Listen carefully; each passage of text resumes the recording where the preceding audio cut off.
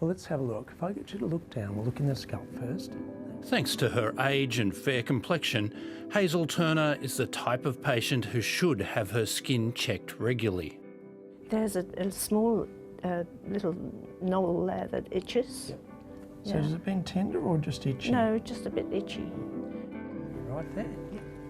Today, Dr Paul Fishburn is removing what he believes is a potentially deadly lesion. From a clinical point of view, it's tender. We know that it's grown, and on a dermatoscopic view, we're seeing some features that we call white features. It's very representative of squamous cell skin cancers. When it comes to identifying skin cancers, experience matters. You'll feel it's a bit cold and damp. From a dedicated skin cancer practice point of view, we will tend to remove 4 lesions that are suspects, so they're suspicious lesions, to find 1 melanoma.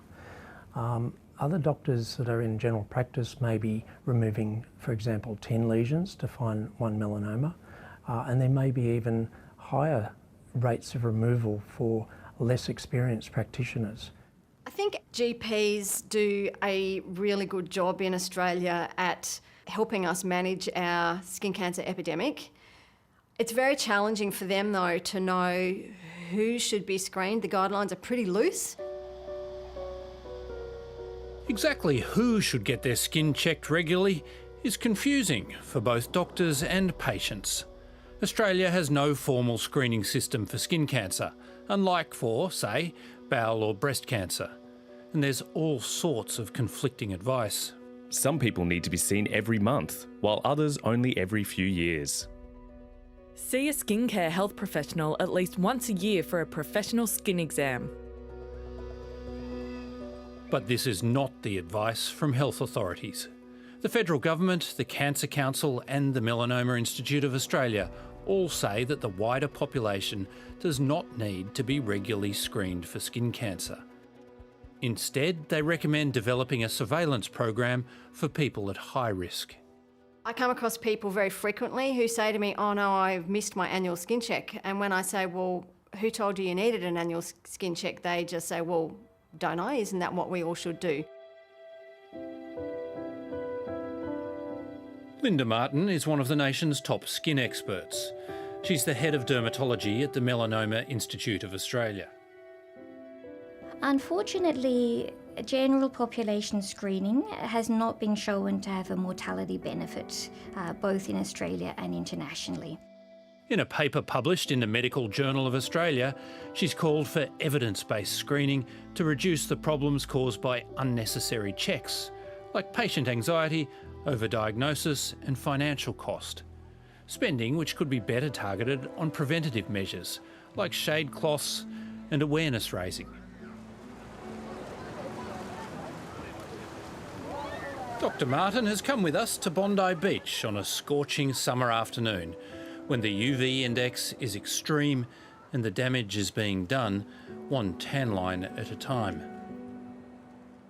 What the doctors usually tell you to do is you can have some sun exposure before 10 a.m. and after 4 p.m. but that's the safe time. But for us, that's where we come to kind of hang out. I think our skin cancer messaging is not working. Young people are actively seeking tanning.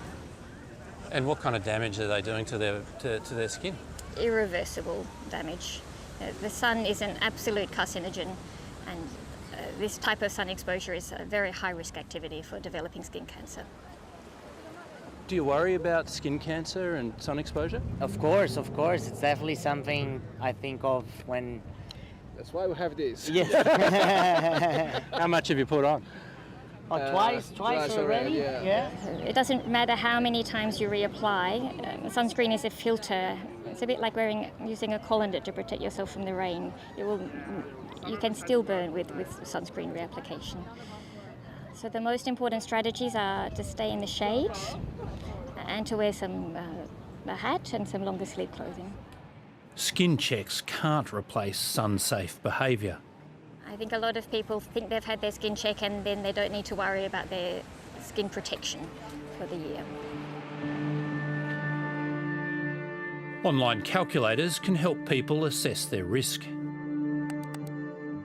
The biggest factors are having many moles, having fair skin and having a family history.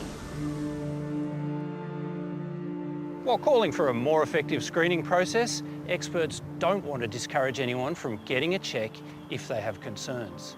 They want people to become familiar with their skin, and if they notice any changes, go and see a doctor.